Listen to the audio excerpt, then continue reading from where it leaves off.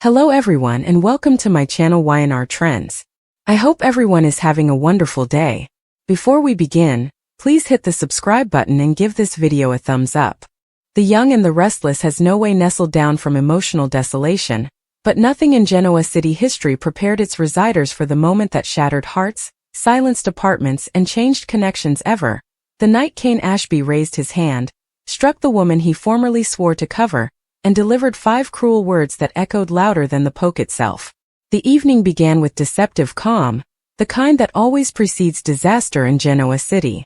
Rain fell vocally outside the extension windows, megacity lights blurring into stripes of gold and white. As Lily stood near the bar, her back turned, holding a glass she hadn't touched in twinkles. Her shoulders were tense, her breathing shallow. She formerly knew commodity was wrong. She could feel it in the air, in the way Cain had walked by without chatting her, in the way his jaw was gripped so tightly it looked like it might crack. Silence stretched between them, thick and stifling, broken only by the faint hum of business below. Lily eventually turned, her voice slightly above a tail, asking the question she was hysterical to hear answered. "What did you do?" Cain didn't respond at first. He loosened his tie with a violent haul, tossed it onto the settee like it was emblameworthiness, not fabric. His eyes were dark, haunted, furious, not just at her but at himself. When he eventually spoke, his voice was cold, stripped of the warmth that formerly defined him. He told her the verity in fractions, like shards of glass thrown designedly to crack. The secret deal.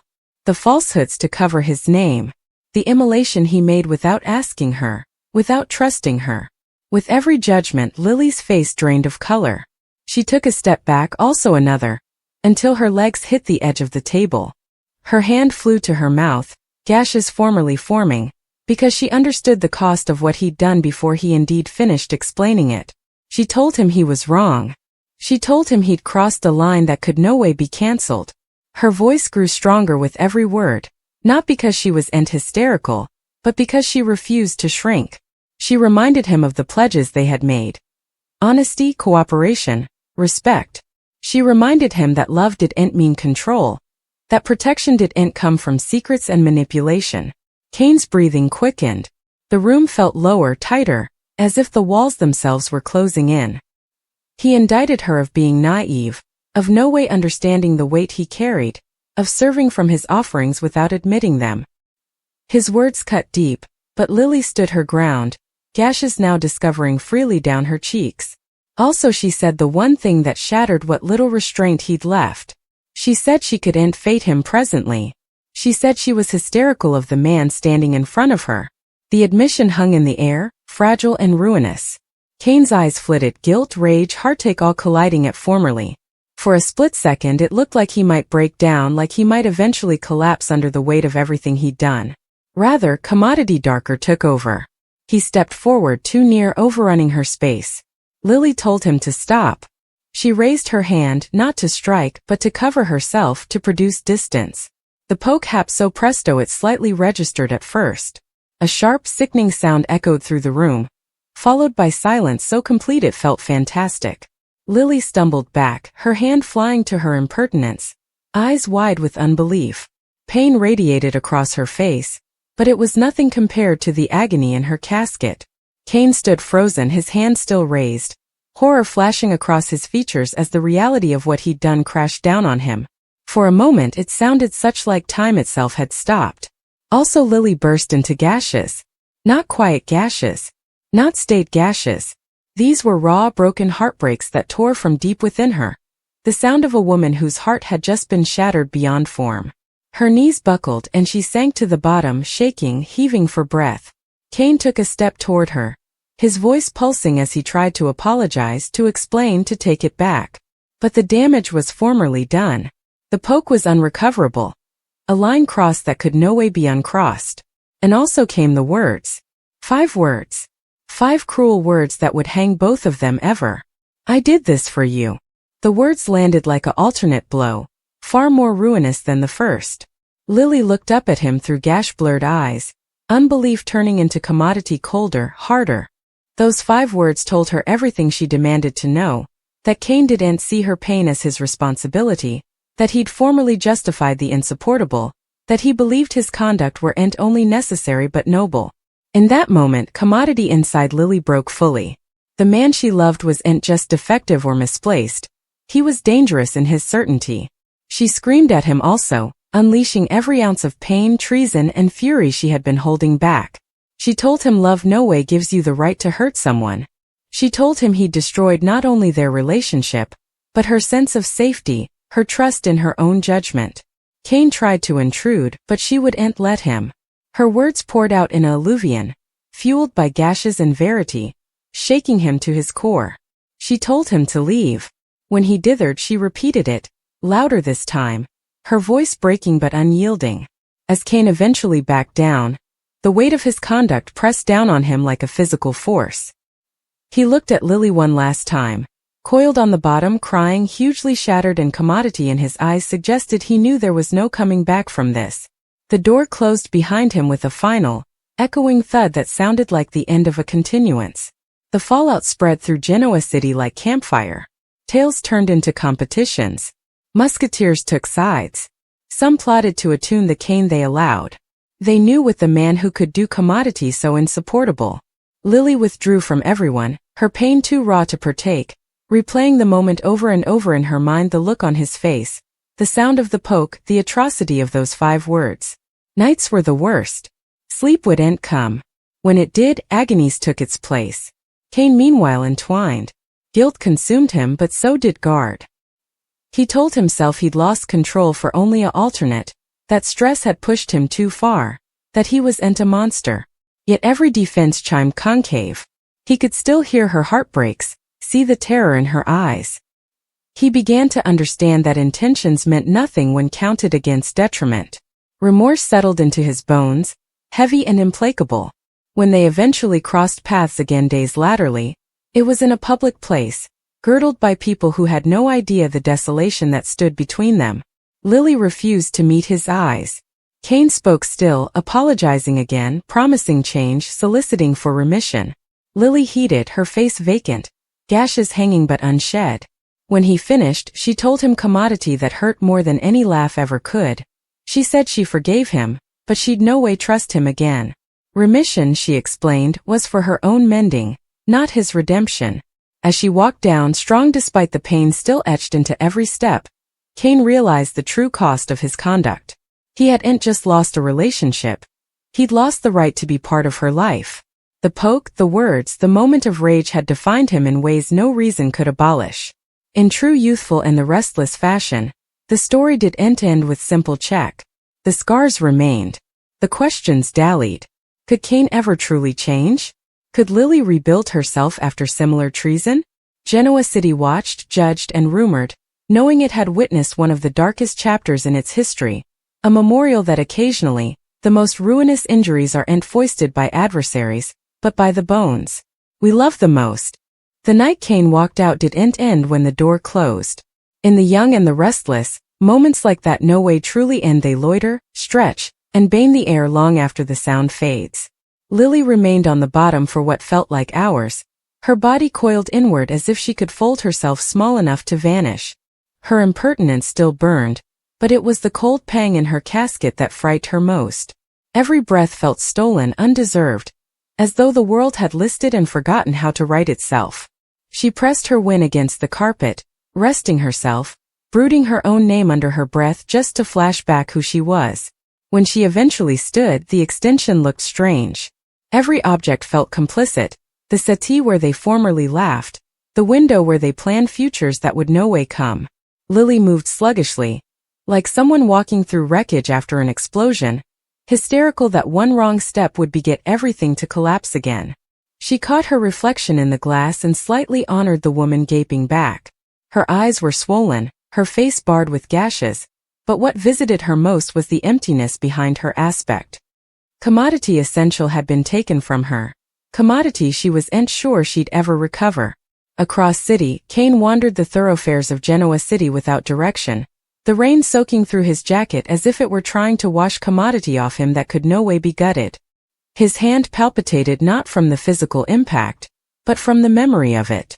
He replayed the moment again and again, each time hoping it would end else, each time watching himself fail. He told himself he'd no way do it again, that it was a single moment of madness, but the pledge sounded weak indeed to his own cognizance. The verity was brutal. He'd crossed a line he formerly believed he no way could. By morning the story had begun to spread. It always did. Genoa City thrived on secrets until they came dishonors, and this one burned hotter than utmost. Tales followed Lily when she eventually left the extension, sunglasses hiding her eyes but not her pain. Musketeers noticed the change incontinently, the stiffness in her posture, the way she squinched when someone raised their voice hard. She offered vague explanations, diversions, anything to avoid saying the words out loud. Saying them would make them real, and she wasn't ready for that yet. Kane, on the other hand, set up himself facing questions he couldn't overrun. Concerned ganders turned into pointed gapes. People who formerly trusted him now looked at him like a foreigner. He tried to concentrate on work, on routine, on anything that would distract him from the shame clawing at his inwards. But nothing worked. Every time he closed his eyes he saw Lily on the bottom, heard her heartbreaks, felt the weight of his own conduct crushing him from the inside out. Days passed heavy and slow. Lily avoided places she knew Kane might be. She leaned on her family, though indeed with them she plotted to completely open up. At night she sat alone, gaping at her phone, torn between wanting to hear his voice and knowing that hearing it would only renew injuries that hadn't begun to heal. She questioned herself relentlessly. Had she missed the signs? Had she excused too important, explained down too numerous red flags? The tone blame was grim, creeping in during quiet moments when she was most vulnerable. One autumn, Lily set up herself at Chancellor Park, sitting on a bench beneath bare trees, the cold air sharp against her skin. It was a place she formerly loved, a place of peace. Now it felt like neutral ground. Neither safe nor dangerous, just empty. She watched children play in the distance, their horse laugh a stark discrepancy to the heaviness inside her. Gashes slipped down her face again, silent this time. She wasn't just mourning the end of a relationship. She was mourning the interpretation of herself that believed love was always enough. Kane ultimately set up his way to that same domain days latterly, ignorant that Lily had been there just hours ahead. He sat on the bench, head in his hands, looking hugely lost. He allowed. About reaching out again, about writing a letter, about showing up unannounced to supplicate for remission one further time. But commodities stopped him. For the first time he considered that the kindest thing he could do might be to stay down, to give Lily the space she demanded to heal, indeed if it meant living with the pain of his own loneliness. The ineluctable battle came weeks latterly, not in private, but in a crowded room where feelings coddled just beneath the face. Their eyes met across the space, and the air sounded to crinkle with everything unsaid. Kane looked thinner, worn down by guilt and remorse. Lily looked stronger but harder, as if she had erected walls where her heart formerly stood open. When they eventually spoke, their words were careful, subdued. Each judgment counted for its implicit to wound. Kane apologized again, this time without defenses, without defense. He didn't say he did it for her. He didn't blame stress or pressure. He possessed it completely and sorrowfully. Lily heeded, her expression undecipherable. When he finished, she told him commodity that surprised them both. She was no longer angry. The wrathfulness had burned itself out, leaving behind commodity quieter and further continuing clarity. She knew now what she merited, and it was him, not presently. That clarity didn't abolish the pain, but it gave her direction. Lily began rebuilding her life piece by piece, reclaiming spaces and moments that formerly felt alloyed. She set up strength she didn't know she had, adaptability forged in heartache. People around her noticed the change, a quiet confidence, a turn down to tolerate anything lower than respect. She became a memorial to others that survival wasn't just about enduring, but about choosing yourself when everything differently falls piecemeal. Kane watched from a distance, learning the hard assignments too late. He sought help, brazened his own demons, tried to understand how he'd come someone able of similar detriment. Redemption, he learned, wasn't commodity you could demand or anticipate. It was commodity you worked toward still, knowing you might no way be forgiven. Some nights the guilt was unsupportable. Other nights hope flitted, not for conciliation, but for getting better than the man he'd been in that moment of rage. Genoa City moved on as it always did, but the story dallied. It came an exemplary tale rumored in exchanges, a memorial of how snappily love could turn dangerous when control replaced respect. For Lily, the scars would no way completely vanish, but they no longer defined her. For Kane, the memory would always remain, a memorial of 5 cruel words and one unrecoverable act that changed everything. And in the ever-turning world of the young and the restless, their story stood as one of its most painful trueness that occasionally the topmost drama isn't set up in schemes or secrets, but in the quiet, ruinous moment when someone you love becomes the person who hurts you the most. In the young and the restless, time no way heals fairly, it exposes. Weeks after the night that changed everything, Genoa City wore a different face for Lily. The thoroughfares were the same, the cafes still buzzing, the familiar felicitations unchanged, yet every place carried an echo. She learned that trauma didn't advertise itself loudly, it arrived in ordinary moments. A raised voice across a room made her shoulders tense. An unforeseen movement caused her heart to fight. Indeed, kindness could feel dangerous, as if it demanded a vulnerability she was no longer ready to give. Lily began remedies still, without telling numerous people. Sitting across from a foreigner, she plotted at first to say what had happened. Words felt heavy, opprobrious despite knowing logically that the shame wasn't hers to carry. When she eventually spoke, her voice quivered, also sustained. Each session came a small reclaiming of herself. She learned to name what she felt without apologizing for it. She learned that love should no way bear abidance of pain. Sluggishly, she began to believe it. At home, nights were still delicate. Sleep came in fractions. Dreams replayed the argument, but now they ended else. Occasionally with her walking down before the poke, occasionally with her chancing her voice sooner. She woke up shaken, also reminded herself that imagination wasn't lament.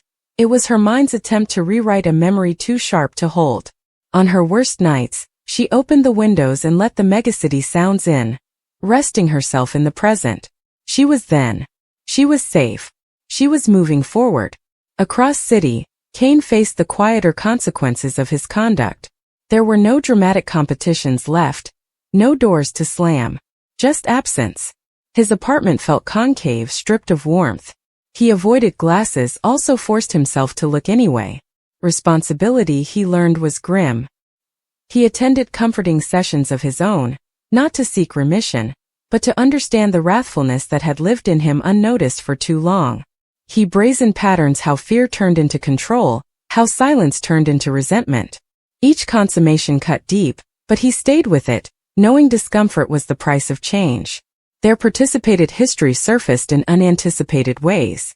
Collective musketeers navigated exchanges precisely, doubtful of what to say, what to avoid. Some offered Lily unwavering support. Others plotted to attune the man they knew with what he'd done. Lily noticed who admired her boundaries and who tried to rush her mending. She acclimated her circle consequently. Strength, she realized, occasionally meant letting go. A vital moment came when Lily returned to a place she had been avoiding, the office where she had formerly worked alongside Kane, where their professional respect had been intertwined with particular trust. The first day back, her hands shook as she set her bag down. She breathed through it. She reminded herself she belonged there. When associates saluted her with warmth, not pity, commodity loosened inside her casket. She concentrated on her work, chancing solace in capability, in the satisfaction of opinions made on her own terms. Kane kept his distance, recognizing the boundaries Lily had set. He declined events he knew she'd attend, choosing restraint over annuity. It wasn't a grand gesture. It was a necessary bone. In quiet moments, he wrote letters he no way transferred. Runners of guilt, responsibility, and acknowledgement without anticipation. He learned that check wasn't commodity you could ask for. It was commodity the other person might no way offer, and you had to accept that. When they ultimately crossed paths again, it was brief and unplanned. A hallway. A pause. Their eyes met. No words were changed. Lily felt a rush of emotion. Fear, sadness, and commodity additional certainty. She jounced formerly, a small acknowledgement also continued on. Her way didn't falter. Kane watched her go, understanding that this was the truest measure of consequence. Not battle, but the quiet knowledge that life had moved on without him at its center. Lily's mending wasn't direct. Some days she felt important, predicated. Other days, the weight returned without warning. But the difference now was choice. She chose to ask for help. She chose rest without guilt. She chose joy when it appeared, indeed in small forms, a participated laugh, a successful donation, a peaceful morning. Each choice sutured commodity back together. As months passed, Genoa City absorbed the assignment, indeed if imperfectly. Exchanges shifted. Boundaries were admired a little more. Justifications carried further weight when paired with change. Lily came a quiet advocate, not with speeches but with illustration. She modeled what it looked like to leave what harms you and make commodity better. Cain continued his work down from the limelight. There was no redemption bow wrapped in love, no roadway back to who he used to be. Just trouble, modesty, and the understanding that some islands formerly burned are meant to stay that way. He learned to live with the memory, not as an emblem of shame alone, but as a commitment to no way repeat it. In the end, their story didn't resolve with conciliation or vengeance. It resolved with verity, with the understanding that love, when it becomes dangerous, must be released. And in the ever-evolving world of the young and the restless, that verity reverberated, still forcefully, long after the gashes had dried, reminding everyone that survival isn't just about enduring the storm, but choosing the path that leads you back to yourself.